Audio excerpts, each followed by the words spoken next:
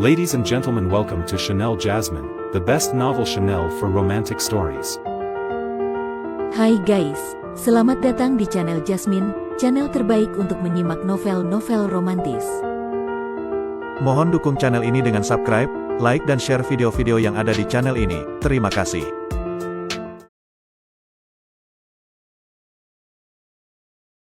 Kaisar Agung Seni Bela Diri Bab 1114. Roh-roh mayat hidup yang ada di dalam makam akhirnya berhasil dibersihkan, namun Luo Xiu dan Lu Juezi tidak merasa lega. Tempat ini adalah makam seorang penguasa Dao, dan tidak ada yang bisa dipastikan di tempat seperti ini.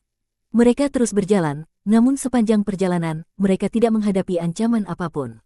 Seluruh area makam tampak sunyi, tidak seperti yang mereka bayangkan, yang penuh dengan harta karun. Akhirnya, mereka sampai di dekat altar besar yang terletak di bagian terdalam dari makam.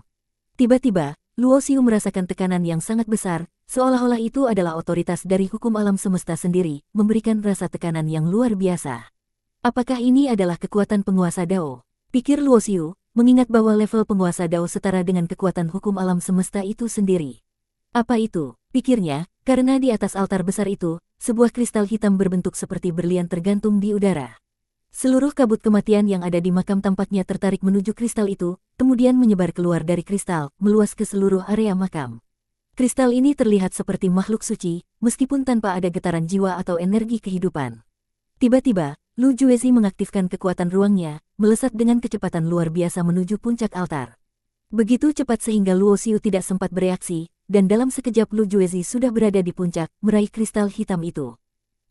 Namun, pada saat itu, sebuah aura kematian yang kuat muncul, menghalangi tangan Lu Juezi dengan sekuat tenaga. Meskipun dia menggerakkan kekuatan ruangnya, dia kesulitan untuk menembus kabut kematian yang melingkupi kristal tersebut. Tiba-tiba, sebuah cahaya pedang melesat menuju Lu Juezi, dan dalam sekejap dia merasakan ancaman dari belakangnya. Dengan refleks cepat, dia menghindar, tetapi pedang itu terus melesat menuju kristal hitam. Aura kematian menyembur keluar dari kristal, dengan cepat melahap cahaya pedang, menghancurkannya menjadi abu dan akhirnya lenyap. Rekan Dao, apa maksudmu? Kenapa menyerangku? Wajah Lu Juezi berubah muram. Jika dia tidak berhati-hati, serangan itu bisa saja menghantam punggungnya dan melukai dirinya. Rekan Dao, apa yang kamu katakan? Saya tidak menyerangmu, saya hanya berniat menyerang kristal hitam itu, jawab Luo Xiu dengan wajah tenang, tersenyum tipis. Omong-omong, aku melihatmu sangat tergesa-gesa untuk merebut kristal ini. Apa sebenarnya kristal ini? Saat itu, Luo Xiu mulai menduga bahwa tujuan sejati Lu Juezi datang ke lantai 13 menara surgawi adalah untuk kristal hitam ini. Kristal ini dikelilingi oleh hukum kematian yang sangat kuat, dan meskipun Lu Juezi bergerak sangat cepat, dia masih kesulitan untuk meraihnya, memberi Luo Xiu kesempatan untuk bertanya. Lu Juezi mengerutkan kening, tidak langsung menjawab pertanyaan Luo Xiu. Alih-alih, dia memanggil teknik Dao yang muncul di sekelilingnya, membentuk gerbang-gerbang kuno yang tampak memancar dari tubuhnya. Gerbang Dao adalah harta yang sangat berharga, dan meskipun hanya ada satu di dunia, itu adalah simbol dari kekuatan tertinggi. Lu Juezi sendiri adalah penguasa sebelumnya dari gerbang Dao ini. Rekan Dao, apakah kamu berniat berbalik melawan saya? Luo Xiu tersenyum tipis. Meskipun Luo Xiu lebih rendah satu tingkat dalam hal kultivasi, dia percaya jika terjadi pertempuran, kemungkinannya akan lebih besar untuk menang. Lu Juezi hanya mendengus kecil. Mengingat pertempuran sebelumnya saat Luo Xiu membunuh Jun Haoxuan, dia tahu, bahkan jika dia menggunakan trik tersembunyinya, dia tidak akan mampu mengalahkan Luo Xiu. Memiliki sedikit peluang untuk menang, Lu Juezi ragu dan mulai merasa bingung. Sementara itu, Luo Xiu tetap tenang, menunggu Lu Juezi membuat keputusan.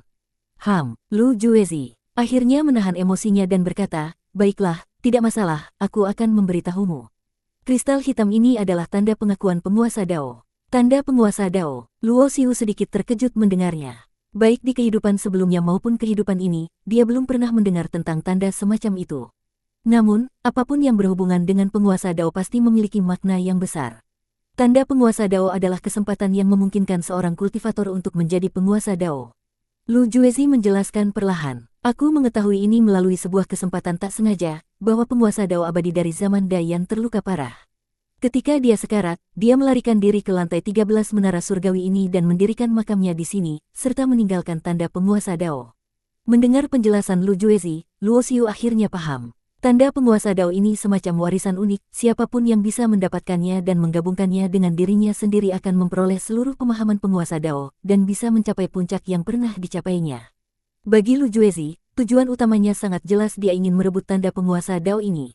Meski tanda ini berhubungan dengan kekuatan kematian dan tidak sesuai dengan teknik ruang yang ia pelajari, kemampuan yang diberikan oleh tanda ini akan memberinya kesempatan untuk mencapai puncak penguasa Dao, sesuatu yang tidak bisa dicapai hanya dengan mengandalkan aturan ruang. Bagi sebagian besar kultivator di dunia ini, tanda penguasa Dao adalah harta yang tak ternilai. Namun, setelah mendengar semua ini, Luo Xiu merasa bahwa tanda tersebut lebih mirip sebuah benda yang tidak berguna. Karena menggabungkan tanda penguasa Dao berarti menempuh jalan yang pernah dilalui oleh penguasa Dao abadi, maka masa depan seseorang terbatas pada puncak yang pernah dicapai oleh penguasa Dao, tanpa kemungkinan untuk melangkah lebih jauh. Tanda penguasa Dao bisa memungkinkan seseorang mencapai tingkat kekuatan penguasa Dao, namun juga menjadi hambatan yang membatasi perkembangan selanjutnya.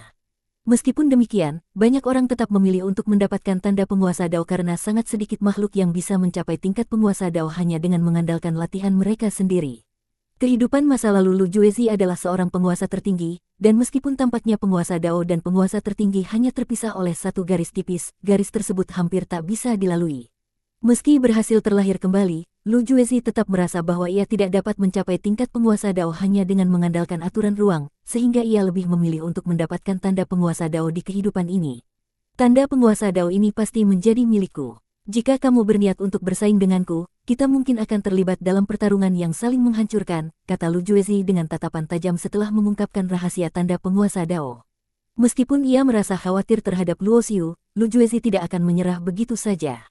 Selain itu, ia juga merasa bahwa Luo Xiu, yang merupakan reinkarnasi dari penguasa tertinggi, pasti tidak akan tertarik dengan tanda penguasa Dao ini karena karakteristiknya yang sombong, jadi Lu Juezi menganggap Luo Xiu tidak akan memperjuangkannya. Tak bisa disangkal, Lu Juezi memang seorang ahli yang telah hidup 2 kali, dan dia sangat cerdas dalam membaca pikiran orang. Benar saja, Luo Xiu tampaknya tidak terlalu tertarik dengan tanda penguasa Dao ini. Meskipun begitu, Luo Xiu tetap tidak berniat memberikannya kepada Lu Juezi dengan mudah. Kita berdua bekerja sama untuk sampai ke sini, jadi tanda penguasa Dao ini seharusnya menjadi bagian dariku, kata Luo Xiu dengan nada tenang. Apakah Lu Dao memiliki cara untuk membagi tanda penguasa Dao ini menjadi 2? Membagi 2. Lu Juezi hampir marah mendengar kata-kata itu. Selain apakah tanda penguasa Dao bisa dibagi, bahkan jika bisa, versi yang terpecah itu tidak akan berguna sama sekali. Namun, dia juga menangkap maksud dari kata-kata Luo Xiu, yang sebenarnya ingin mendapatkan tanda penguasa Dao dengan sesuatu yang akan menyeimbangkan transaksi. Kita berbicara terang-terangan saja, kalau ada permintaan, silakan sebutkan. Jika aku bisa memenuhinya, aku pasti akan melakukannya tanpa ragu. Asalkan kamu setuju memberiku tanda penguasa Dao ini, aku akan memberikan apapun yang kau inginkan. Lu Juezi berkata dengan nada yang sangat tegas, menunjukkan sikapnya yang siap berjuang demi tanda penguasa Dao. Jika mereka bisa bernegosiasi, itu akan lebih baik, tetapi jika tidak, pertempuran pasti akan terjadi. Lu Juezi merasa sedikit lega karena Luo Xiu tampaknya tidak tertarik menggunakan tanda penguasa Dao untuk mencapai tingkat penguasa Dao, yang dianggapnya sebagai langkah yang membatasi dirinya sendiri. Sepertinya kamu sangat ingin mendapatkan tanda penguasa Dao ini, kata Luo Xiu, tersenyum. Berapa banyak batu surgawi asal Dao yang kamu miliki? Ada 103 batu. Jika kamu membutuhkan, semuanya bisa kamu ambil, jawab Lu Juezi tanpa ragu. Batu surgawi asal Dao tersebut tidak terlalu berharga dibandingkan tanda penguasa Dao, jadi Lu Juezi merasa tidak masalah memberikannya.